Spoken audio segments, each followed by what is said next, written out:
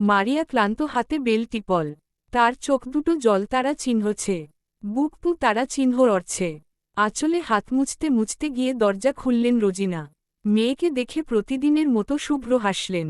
বিনিময়ে রোজকার দেয়া প্রাণবন্ত উচ্ছল হাসিটা হাসতে ব্যর্থ হল সে। তবুও মায়ের খাতারা চিহ্ন রাপ লাগবে ভেবে ভেতর থেকে হাতিয়ে আনল এক টুকরো মলিন হাসি। বাজারের ব্যাগটা এগিয়ে দিল। রোজিনা তাতে একবার চোখ বুলিয়ে শুধালেন, এত রাতে বাজারে গিয়েছিলি? না, রাস্তায় পেলাম, তাই এনেছি। কণ্ঠ ভীষণ ধীর স্থির তার, যেন শ্রান্তিতে মুদে আসছে সব। তাহলে ব্যাগ? মোড়ের দোকান থেকে কিনেছি। ওহ, চা খাবি? বানিয়ে দেব? না, আচ্ছা, ফ্রেশ হ, খাবার দিই, পরে খাবো। প্রতিদিন মারিয়া বসার ঘরের সোফাটায় পা তুলে বসে মায়ের হাতে বানানো চা খেতে খেতে সারাদিনের ঘটনার বর্ণনা দেয়। আজ এই করেছি, সেই করেছি। চেষ্টা করে মায়ের মস্তিষ্ক ব্যস্ত রেখে তাকে হাসিখুশি রাখার। অথচ আজ নিজের হাসিই বিলীন। কোনো মতে উত্তর দিয়েই সোজা রুমে ঢুকল সে। রোজিনা অবাক হলেন এতে। ও তো এরকম করে না। আজ কি হলো? শরীর টরীর খারাপ না তো? ভাবলেন গিয়ে জিজ্ঞেস করবেন। পা বাড়াতে যাবেন, এর আগেই দৌড় চাপানোর শব্দ হয়। মারিয়া সশব্দে লক টেনে দিয়েছে। রোজিনা থামলেন। বিস্ময় প্রগাঢ় হল এবার। নিশ্চিত কিছু একটা হয়েছে, না হলে রওনাকের মৃত্যু বার্ষিকী ব্যতীত মেয়েটা তো এমন নিস্তব্ধ থাকে না।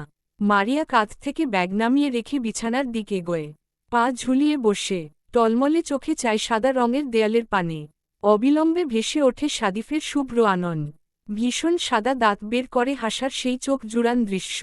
তার চোখের দৃষ্টি, কথার মাঝে থুতনিতে হাত বোলানোর অভ্যেস। পরপর কানে বাজে কিছু অনাকাঙ্ক্ষিত কথা। আমি পিউকে ভালোবাসি, আমি পিউকে ভালোবাসি।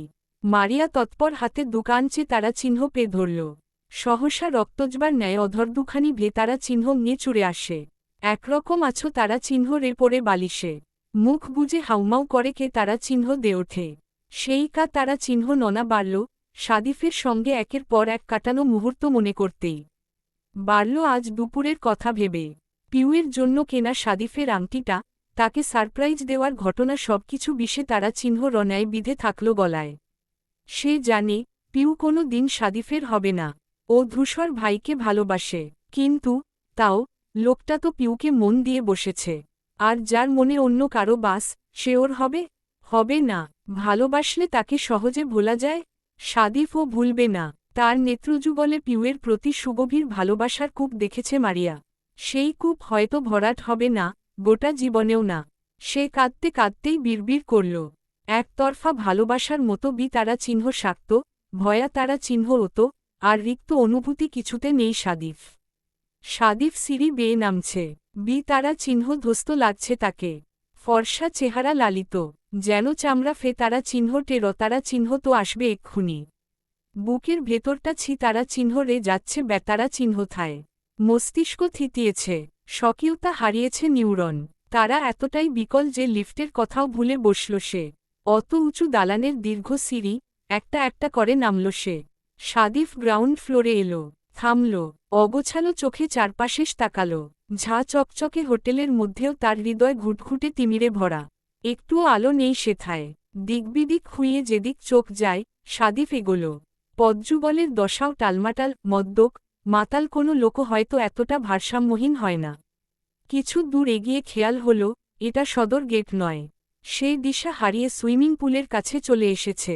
সাদিফ পেছনে ফিরে চায়, অথচ ফিরে যাওয়ার শক্তি কুলোয় না। ধপ করে বসে পড়ে পুলের আঙিনায়। সবুজ পরিচ্ছন্ন জলের দিক অনিমিখী চেয়ে থাকে। তারপর সামনে ধরে মুঠোয় রাঙা সেই উপহার, যা পিউকে কোনো দিন দেয়া হবে না। সাদিফের আকাশভে তারা চিহ্ন নেকা তারা চিহ্ন ননা পায়। বক্ষে উত্থাল পাতাল ঘূর্ণিজ তারা চিহ্ন র। কিছুক্ষণ ঠোঁট চেপে ধরে নিজেকে সম্বরণের আশায়। সেগুড়ে বালি ফেলে ডুকরেকে তারা চিহ্ন দে ফেলল সে। অধৈর্য হাতে চশমাটা টান দিয়ে খুলে তারা চিহ্ন ছাড়মা তারা চিহ্ন রল। কাছের বস্তুটার সহিত যেন তার হৃদয়টাও ভেতারা চিহ্ন ঙে ছিন্ন তারা চিহ্ন ভিন্ন হল। অস্পষ্ট আওয়াজ বেরিয়ে এলো কণ্ঠনালী ফু তারা চিহ্ন রে। হাহা তারা চিহ্ন কার? হা হুতাশের এক তীব্র ভয়া তারা চিহ্ন নক্কা তারা চিহ্ন ননাতা। ভালোবেসেও ওপাশের মানুষটিকে হারিয়ে ফেলার কা তারা চিহ্ন ননা, তাকে না পাওয়ার কা তারা চিহ্ন ননা।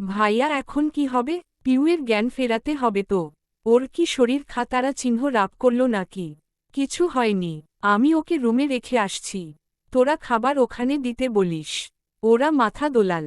ধূসর জ্ঞানহীন পিউকে পাজাকোলে তুলে নেয়। পুষ্প যত্র ইকবালের বাহু ধরে বলল, আমার বোনের কিছু হবে না তো? ইকবাল হাসল, ওর দুগাল ধরে বলল, সামান্য কারণে এত ভয় পেতে নেই মাইলাভ। মাঝে মধ্যে এরকম হয়। স্নায়ুতন্ত্র অনাকাঙ্ক্ষিত, অবিশ্বাস্য কিছু পেলে তৎক্ষণাৎ গ্রহণ করতে পারে না। ভতারা চিহ্ন অপেলে, আতারা চিহ্ন ঘাত পেলে মানুষ অজ্ঞান হয়ে যায় না? এই বিষয়টাও ঠিক সেরকম। পিউয়ের ৩ বছরের অপেক্ষার ফল আজ এইভাবে ওর কাছে আসায় একটু ওভারডোজ হয়ে পড়েছে। এতে আহামরি চিন্তার কিছু নেই। বুঝলে? পুষ্প বুঝতে পেরেছে, ভঙ্গিতে মাথা ঝাঁকাল। এখানকার সব কিছু নিয়ে নিচে এসো। আমি ধূসরকে দরজা খুলে দিয়ে গিয়ে। ধূসর পিউকে নিয়ে ওর কামরাতেই এসেছে। এখন মধ্যরাত, আবার চোখ খুলে নিজেকে একা রুমে দেখে ভয় না পায় তাই। কুকুর ডাকার আওয়াজ আজকেও তো কম নেই। পিউকে শুইয়ে দিয়ে এসি বাড়িয়ে কম্বল টেনে দিতে গেল, কিন্তু মাঝ রাস্তায় এসে থামল তার হাত। পিউয়ের প্রসুপ্ত চেহারার দিক অভিনিবিষ্টের মতো চেয়ে থাকল। মনে পড়ল আজ দুপুরের কথা। দোকানে গিয়ে সে নিজে বেছে বেছে এই শাড়িটা কিনেছে।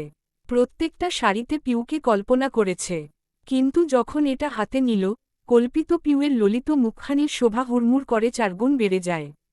আর এক দণ্ড না ভেবেই শাড়িটা নিয়ে এসেছে ধূসর। আর দেখো, তার ওই ক্ষণকালের অনুমানের চাইতেও মারাত্মক লাগছে মেয়েটাকে। যেন কালোর বেশি ঘুমিয়ে থাকা এক শুভ্র প্রতিমার মতো মায়াবিহুর। ধূসর কম্বল পিউয়ের বুক সমান টেনে দিল। মাথায় হাত বোলাল। কাতারা চিহ্ন ননার দমকে লেপটে যাওয়া কাজল চোখের মেয়েটিকে পরখ করল নিপুণ কৌশলে। পরপর, পরিপূর্ণ, প্রগাঢ় কণ্ঠে বলল, দুর্বোধ্য হৃদয়ের যে স্থানে দুর্গের মতো কঠিন দেয়াল ছিল, সেই দেয়াল তারা চিহ্ন নিয়ে এত অনায়াসে কি করে ঢুকে গেলি পিউ?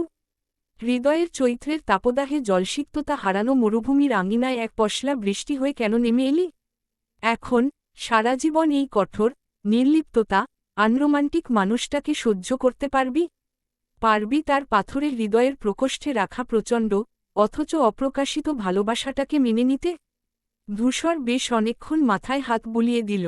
যাওয়ার আগে পিউয়ের তুলতুলে হাত মুঠোয় তুলে উল্টো পাশে ঠোঁট ছোঁয়াল। দরজা আটকানোর শব্দ পেতেই পিউ এপাশ ফিরে শুল। বালিশটাকে শক্ত করে খাতারা চিহ্ন মোচে শরীর গুটিয়ে নিল আরও। বিজয়ের ছলছলে রিনিঝিনি হাস্যে মেতে উঠল ওষ্ঠপুট। নিঃছিদ্র আষ্ঠেপৃষ্ঠে বন্দী হয় ভালোবাসার জালে। এই জাল যে স্বয়ং ধূসর ভাইয়ের বোনা, আর তার বহু সাধনার। ধূসরের ছুঁয়ে যাওয়া কপলে হাত ছোঁয়াল পিউ, বক্ষস্পন্দন দ্বিগুণ হল আরও। সেও তেমন করে আওড়াল, আপনার এক ফোঁটা ভালোবাসা আমার বাগিচার সমস্ত নেতিয়ে পড়া ফুল জীবিত করতে যথেষ্ট ধূসর ভাই, আপনি যেমন, তেমন রূপেই আপনাকে চাই আমার। আপনার একটু স্পর্শ, একটু ফিরে তাকানো, ওই অগাধ স্বরের একটা কথাই যে আমার এক সমুদ্র প্রেমে শীতলতার আস্বাদন। একক উদ্ধৃতি চিহ্ন। পিউয়ের মানস্পটে ছবির ন্যায় ছাদের চিত্রপট ভাসে। মস্তিষ্ক নুয়ে পড়ে সৃষ্টিকর্তার নিকট কৃতজ্ঞতার ভারে। দুচোখ বুজে, প্রাণ ভরে শুক্রিয়া আদায় করল সে। অবশেষে ধূসর ভাই মনের কথা জানালেন। বউ বানাবেন ওকে? ধূসর ভাইয়ের বউ শব্দটুকু ভাবলেও পিউয়ের বুক কাতারা চিহ্ন পেয়ে শিহরণে। তার জ্ঞান লিফটেই ফিরেছিল। ইচ্ছে করে চোখ খোলেনি। তাকালেই তো সম্মুখীন হতো দুটো ঈগল চোখের। তখন কিভাবে তাকাত সে? কি করে মুখোমুখি হতো এই লজ্জার, এই মিষ্টি যন্ত্রণার? পিউ চোখ বুজল। হঠাৎই প্রচণ্ড ঘুম পাচ্ছে। কি আশ্চর্য, এতদিন যেই আশায় বুক বেঁধে বিনিদ্র কাটিয়েছে প্রতিটা রাত, আজ তা পেতেই আখিজোড়ায় রাজ্যের ঘুম নামছে। Underscore underscore underscore underscore underscore sir, anything wrong? আপনার কি শরীর খারাপ লাগছে? পুরুষালী স্বরে চোখ মেলল সাদিফ। কার্নিশ বেয়ে ফ্লোর ছুল জল। ব্যস্ত হাতে মুছে উঠে বসল। চশমা ভাতারা চিহ্ন গায়ে ঝাপসা দেখছে কিছুটা, তবে মুখের আন্দোল পরিচিত ঠেকল। ওহ, রিসেপশনিস্ট ছেলেটা। সাদিফ উঠে বসে জবাব দেয়, আম অলরাইট। আপনার ফ্যামিলিকে পাননি? সাদিফ মাথা তোলে। বলার মতো কিছু খুঁজে পায় না। এই মুহূর্তে কথা বলারও আগ্রহ হচ্ছে না তার। আবার না বললেও বিপদ। সন্দেহ করতে কতক্ষণ। বলল, পেয়েছি। একক উদ্ধৃতি চিহ্ন। লোকটার ভেতর খচখচ শুরু হল। ইনি সত্যিই ওই গেস্টদের পরিচিত তো? উল্টোপাল্টা কিছু ঘটলে কর্তৃপক্ষের নিকট তাকেই জবাবদিহি করতে হবে। আগ্রহ ভরে সুধাল, তাহলে এখানে শুয়েছিলেন কেন? ওনারা তো রুমে চলে এসেছেন স্যার, মাত্র খাবার দিয়ে আসা হলো সেখানে। সাদিফ দীর্ঘশ্বাস ফেলল, বলল, আমার কাজ হয়ে গেছে মিস্টার। একক উদ্ধৃতি চিহ্ন, রুরাদ স্যার। মিস্টার রুরাদ, আমি যেজন্যে এসেছিলাম সেটা শেষ। ক্লান্ত লাগছিল, আবার আপনাদের হোটেলের এই জায়গাটা ভালো, তাই এখানে এসে সময় কাটাচ্ছিলাম। এতে সন্দেহ করার মতো কিছু হয়নি। রুরাদ লজ্জা পেল, ভেতরের সন্দেহ ধামাচাপা দিয়ে হেসে ব্যতিব্যস্তভাবে জানাতে গেল, না না স্যার, আমি তো এমনি। সাদিফ কথা কেড়ে বলল, ছাড়ুন ওসব, আমার একটা উপকার করবেন? বড় কাতর তার কণ্ঠ। রুরাদ বলল, জি, নিশ্চয়ই, বলুন। আমি যে এখানে এসেছিলাম, ওরা যেন না জানে। রুরাদ বিভ্রান্ত কণ্ঠে বলল, কেন স্যার, ওনারা তো আপনার নিজের লোক তাই না? সাদিফ মাথা ঝাঁকাল, বোঝালো হ্যাঁ, কিন্তু তার চোখে মুখে পরিষ্কার বেদনার ছাপ। রুরাদ লোকটি কি বুঝলেন কে জানে। তিনি আর প্রশ্ন করলেন না, কথাও বাড়ালেন না। তবে তখন কানে এলো সাদিফের কিছু বুলি, যা থেকে নিঙড়ে আসে সূক্ষ্ম বেতারা চিহ্ন থারাজ। তোকে সারপ্রাইজ দিতে এসেছিলাম, অথচ তোর দেয়া জীবনের সবচাইতে বড় সারপ্রাইজটা নিয়েই ফিরে যাচ্ছি পিউ।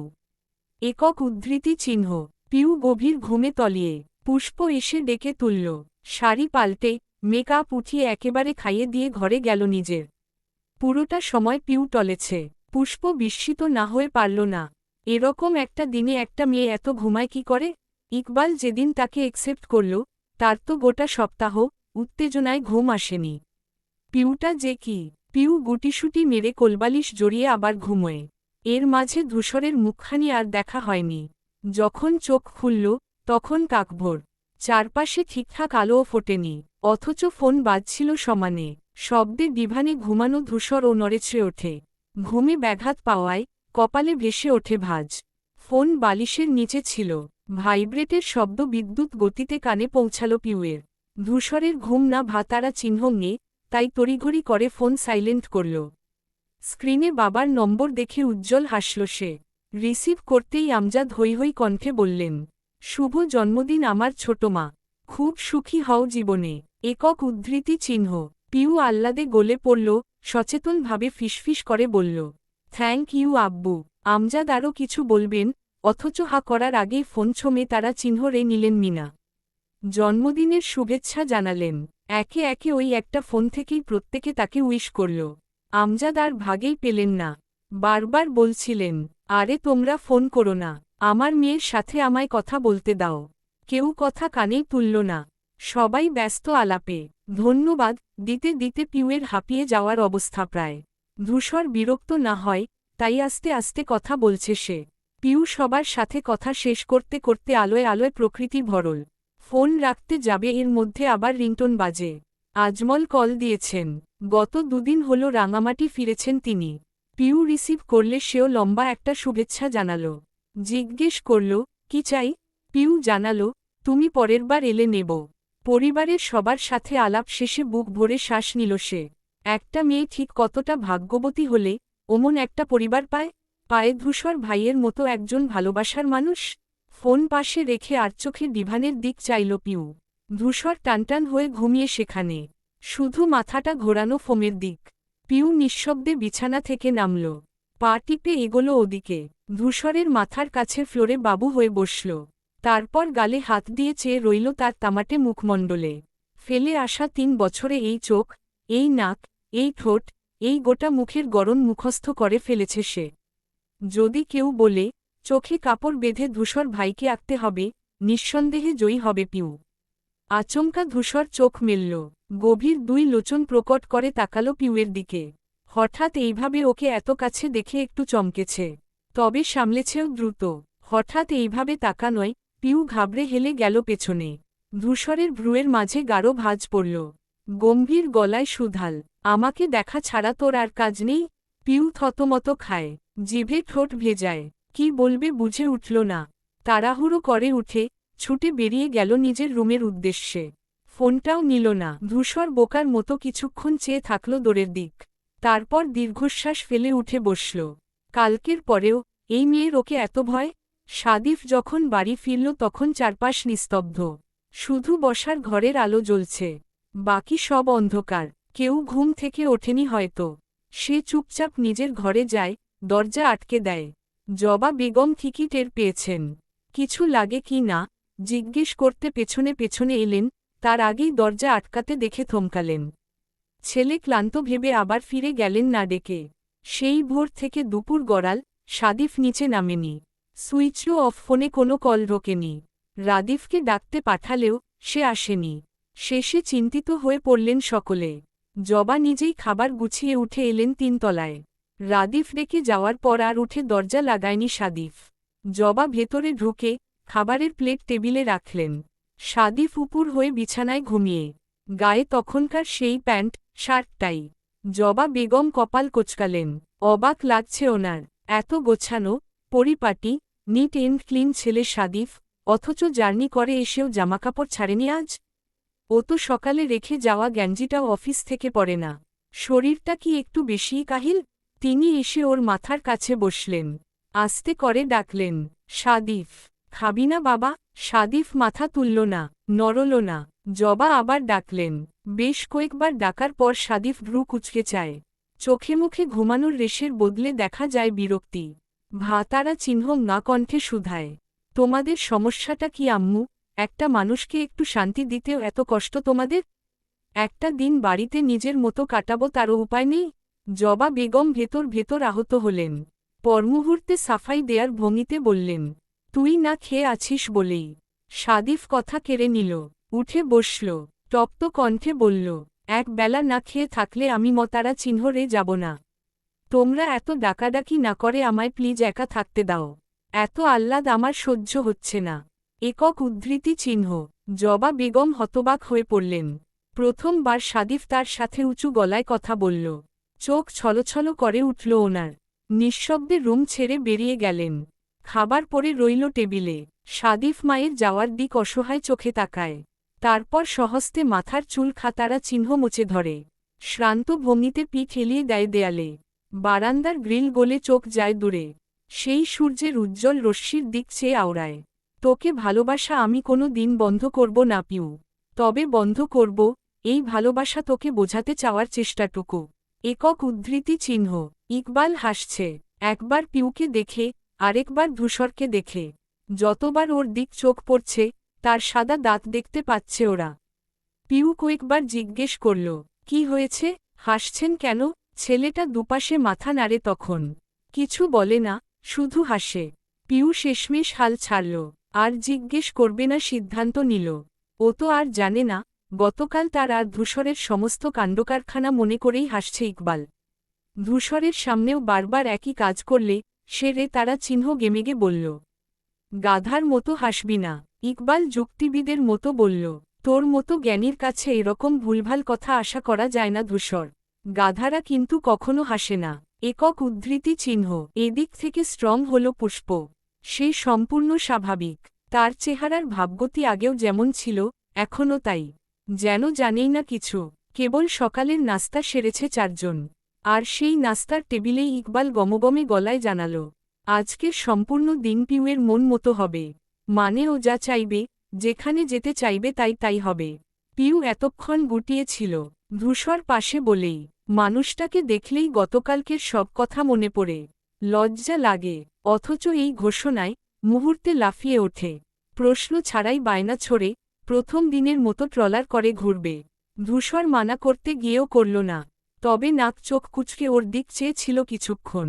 সেদিন ভতারা চিহ্ন আধম তারা চিহ্নরা হয়ে যাচ্ছিল, এরপরেও এই মেয়ের শিক্ষা হয়নি। পিউ স্লিপার খুলে হাতে নিয়েছে। সে আর পুষ্প হাঁটছে পাশাপাশি। ইকবাল ধূসর গিয়েছে ট্রলার ঠিক করতে। পিউকে জুতো খুলতে দেখেই পুষ্প বলল, বালুর মধ্যে অনেক কিছু থাকে, কাতারা চিহ্ন মরাবে কিন্তু। একক উদ্ধৃতি চিহ্ন। কিছু হবে না, তুই বললেই হলো। শামুক আছে, অনেক ধারাল। পাকা তারা চিহ্ন টবে। জুতো পর। পিউ ঠোঁট উল্টে বলল, একটু হাঁটিনা খালি পায়ে। আরাম লাগছে। পুষ্প ঝামটি মেরে বলল, যেমন চায় তাই কর। একটা কথাও শুনিস না। এরপর তারা চিহ্ন ছাড় খেয়ে পর, শুধু দেখিস কি কর। কথা ভালো করে ফুটল না, এর আগে পুষ্প নিজেই জুতোয় বেঁধে পড়ে গেল। সারা শাড়ি বালুতে মেখে একাকার হলো অমনি। পিউ ভ্যাবাচেকা খেয়ে গেছিল। পরপর হু হা করে হেসে উঠল। হাসতে হাসতে পেট চেপে নুয়ে পড়ল।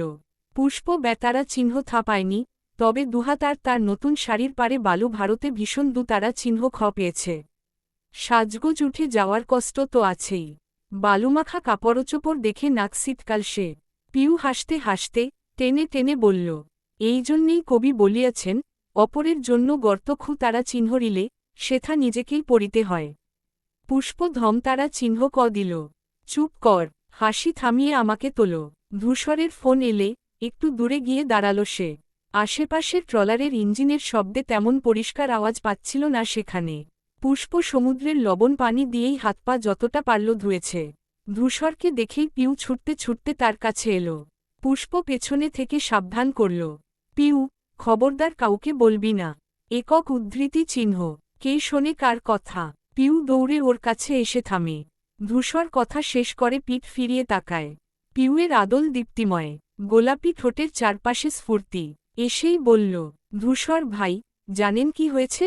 ধূসরের চেহারায় অতটা কৌতূহল দেখা গেল না। সমুদ্র থেকে ছুটে আসা বাতাসে পিউয়ের খোলা চুল নাকে মুখে পড়ছিল। সে আলগোছে সেগুলো কানের পাশে গুজে দেয়। শান্তভাবে শুধায়, কি হয়েছে? পিউ যতটা উচ্ছ্বসিত মনে বলতে এসেছিল, নিমিষেই নিয়ে গেল তা। এই যে ধূসর ছুলো, আবার কেমন করে চেয়ে আছে, এতেই মুখে তালা ঝুলল তার। পুষ্প বুঝতে পেরে মিটিমিটি হাসে। বিড়বিড় করে বলে, হয়েছে ওর বলা। এর মধ্যে ইকবাল এগিয়ে আসে। ট্রলার মালিকের সাথে করে আসা দরদামের ব্যাপারে জানায়। পিউ যদি আবার তারা চিহ্ন ছাড় খাওয়ার কথাটা বলতে নেয়, সেই তারা চিহ্ন অঙ্কে ওর হাত টেনে নিয়ে গেল পুষ্প। বলল, চল ওদিকে যাই। ইকবাল মাথা চুলকাতে চুলকাতে, সুধাল, কি রে যাবি? ব্যাটা তো প্রথম দিনের থেকেও 4 গুণ বেশি দাম চাইছে। আর ওটা ছাড়া জাতের ট্রলারও দেখছি না। আজ যা আছে সব ভাঙা তারা চিহ্ন চোরা। যদি পানি ওঠে, তারা চিহ্ন বেজায়। ধূসর নির্লিপ্ততা, সে ঠোঁটকা তারা চিহ্ন মোড়ে অন্য কথা ভাবছে। চিন্তিত ভঙ্গিতে ঘাড় ঘষছে হাতে। ইকবাল নিজের মতো বকবক করে থামল। ওপাশ থেকে উত্তরের আশায় তাকাল। ধূসরের মুখবিবর নিরীক্ষণ করে বলল, কিছু হয়েছে? সোহেল ফোন করেছিল। ইকবালের চেহারায় উদ্বেগ এলো তৎক্ষণাৎ। কি বলল? আশরাকের দলবল পার্টি অফিসের গেটে এসে ভাতারা চিহ্ন চুর করেছে। সাতারা চিহ্ন সিয়ে গিয়েছে ওদের। নির্বাচনের দিন যান নিয়ে ফিরতে দেবে না, আরও কত কি। ইকবাল চোয়াল ফুটিয়ে বলল, কত বড় তারা চিহ্ন রবাচ্চা। আমরা নেই টের পেয়েই এসেছিল। একক উদ্ধৃতি চিহ্ন, সোহেল ঘাবড়ে আছে। খলিল ভাই বললেন ইমিডিয়েট আমাদের ওখানে যেতে। মিটিং বসাবেন। আর 7টা দিনও কিন্তু বাকি নেই। তাহলে চল আজই রওনা করব। পরমুহূর্তে নিভে গিয়ে বলল, কিন্তু আজ যে পিউয়ের জন্মদিন। কত বড় মুখ করে বললাম আজ সব ওর মন মতো করব, তার কি হবে? ও তো কষ্ট পাবে। একক উদ্ধৃতি চিহ্ন। ধূসর চোখ সরু করে দূরে তাকাল।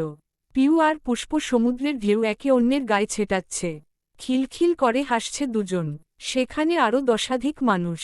সবাইকে ছাপিয়ে ছোট্ট মেয়েটির ওপর নজর পড়ে রইল তার। বলল, পিউকে আমি চিনি। সব শুনলে ও নিজেই রাজি হবে। তাও একবার বলে দেখ। বলবো? বল। ইকবাল ঘুরে তাকাল। মুখ ফুলিয়ে শ্বাস নিয়ে ধূসরকে ফেলে ওদের দিক হেঁটে গেল। থমথমে চেহারা তার। কাছে এসে চুপচাপ দাঁড়িয়ে আছে খেয়াল করতেই পিউ পুষ্পর হই হুল্লোড় থামল। হাসি কমল। দুজন তটস্থ চোখে একে অন্যকে দেখল একবার। পুষ্প সুধাল, কিছু হয়েছে ইকবাল? একটা ঝামেলায় পড়েছি মাই লাভ। পিউ উদ্গ্রীব হয়ে বলল, কি ঝামেলা ভাইয়া? ইকবাল মায়া মায়া নেত্রে পিউকে দেখে। তার এখনই এখান থেকে যাওয়ার ইচ্ছে নেই। তারা চিহ্নর আর বিপদটা আজই আসতে হলো। ধূসর যতই বলুক, সে জানে মেয়েটা সব শুনলে তারা চিহ্ন পাবে। বাচ্চা মেয়ে কি আর এত লজিক বুঝবে? প্রেমিকাদের মন বড়ই নাছোড়বান্দা। এরা প্রেমিকার ব্যস্ততাকে সতীন ভাবে সতীন। এসব তো আর ধূসরের নারকেল মাথায় ঢুকবে না। সে ছোট্ট করে শ্বাস ফেলে বলল, আমাদের পার্টি অফিসে বিপক্ষ দলের লোকজন এসে ভাঙতারা চিহ্ন চুর করেছে। হুমকি দিয়েছে। আমি আর ধূসর সেখানে নেই তো, তারা চিহ্ন অপেয়ে আছে ওরা। খলিল ভাই মিটিং ডাকবেন কাল, ফোন দিচ্ছেন। একক উদ্ধৃতি চিহ্ন। ততক্ষণে ধূসর এসে পাশে দাঁড়াল ওর। ইকবাল বিরতি নিতেই পিউ চক্ষু প্রকট করে বলল, সে কি, তাহলে তো আপনাদের এখন ওখানে থাকা দরকার। হ্যাঁ, কিন্তু আমাদের ফেরার কথা পরশু, আবার আজ যে তোমার জন্মদিন। এখন চলে গেলে তোমার মন খারাপ হবে না? পিউ পিউ পিউ আশ্চর্য বনে বলল, মন খারাপ করব কেন, আমার জন্মদিন তো প্রতি বছর আসবে। কিন্তু আপনাদের নির্বাচন আসবে 5 বছরে একবার। এটা নিয়ে আপনি, ধূসর ভাই, কত খেটেছেন। এটাই তো সবচাইতে বেশি গুরুত্বপূর্ণ, তাই না? আপনারা আমার জন্মদিন নিয়ে একদম ভাববেন না তো ভাইয়া। চলুন, আমরা এক্ষুনি গিয়ে হোটেল থেকে চেক আউট করে ফেলি। আপু চল, গোছগাছ করি গিয়ে। পুষ্পকে বিস্মিত দেখা গেল না। সেও মাথা দুলিয়ে পিউয়ের সাথে হাঁটা ধরল। ইকবাল বিমূর্ত হয়ে কিছুক্ষণ চেয়ে চেয়ে দেখল ওদের। তারপর ধূসরের দিক তাকাল। সে হাসছে, বাঁকা, শোধিত, বিজয়ের হাসি। পরপর ভ্রু উঁচিয়ে বলল, বলেছিলাম। ইকবাল শ্বাস ছাড়ল। মানতে হবে ভাই, এত ছোট মেয়ের এমন ম্যাচুরিটি আমি দেখিনি। তোর মতো টিনের দোকানদার এমন হিরে পাচ্ছিস বলে কংগ্রাচুলেশন। ধূসর চোখ রাঙাতেই ইকবাল হেসে ফেলল। পরপর হাসল সেও। ইকবালকে পেছনে রেখে দুপা সামনে এলো। পিউয়ের যাওয়ার দিক চেয়ে বলল, পিউয়ের প্রতিটি রন্ধ্র আমার চেনা, জানা পরিচিত। শিকদার ধূসর মাহতাবের পছন্দ সে, ইটস মাস্ট বি ইউনিক। জবা বেগম চোখ মুছতে মুছতে নিচে নামলেন। কাউকে কিছু বুঝতে দেবেন না বিধায়, মুখে তৎপর মেকি হাসি ঝোলালেন। অথচ নিচে নামতেই সুমনা বেগম ছুটে এলেন কাছে।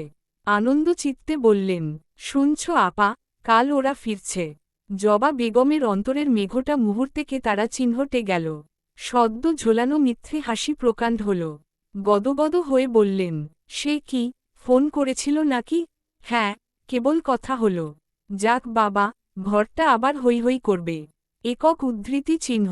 সুমনা ঘাড় নাড়লেন। আচমকা মুখ ভার করে বললেন, 2 দিন ওরা বাড়িতে নেই বলে আমাদের কত খারাপ লাগছে না আপা? অথচ যখন সারা জীবনের জন্য পরের ঘরে যাবে, কি হবে তখন? জবা দীর্ঘশ্বাস ফেলে বললেন, পুষ্পটাকে তো রাখতেই চেয়েছিলাম নিজেদের কাছে। ভাগ্যে ছিল না, তাই হয়নি। এখন পিউটাকেও। সুমনা মাঝপথেই উচ্চাগ্রহে বলে উঠলেন, এখন পিউকে আবার সাদিফের বউ করতে চাও নাকি? জবা থামলেন। অদ্ভুত, অন্যরকম নজরে চাইলেন। তারপর হঠাৎই কি ভেবে মাথা নেড়ে বললেন, না বাবা, আমি আর এসব ভাবাভাবির মধ্যে নেই। দেখা গেল, নিজেরা ঠিক করলাম, মেয়ে আবার অন্য কাউকে পছন্দ করে বসে আছে।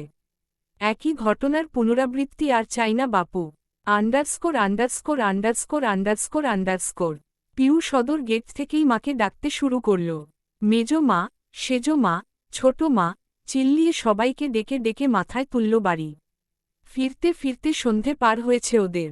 হুলস্থুল কণ্ঠের ডাক শুনে প্রত্যেকে ঘর থেকে ছুটে ছুটে বের হলেন। এসেই পিউ পুষ্পকে জড়িয়ে ধরলেন। যেন কতদিন দেখা হয় না। ওরা বাড়ি ছেড়ে একা একা এতটা দিন কোথাও থাকেনি আগে। ধূসর টুকটাক কথাবার্তা বলল সবার সাথে। তারপর ব্যস্ত পায়ে রুমের দিক এগোল। ইকবাল ক্লান্তভাবে বসে পড়ল সোফায়। বলতেও হয়নি, তার চেহারার অবস্থা দেখেই ঠান্ডা শরবত নিয়ে এলেন সুমনা। পিউ পুষ্প গল্পের ঝুড়ি নিয়ে বসেছে, এতদিন ওখানে যা যা করেছে সবকিছুর নিপুণ বর্ণনা। মিনা বেগম মেয়েদের দেখেই হুতাশ নিয়ে বললেন, এত কালো হয়ে গেছিস কেন? রোদের মধ্যে বেশি হাঁটতে বারণ করিনি?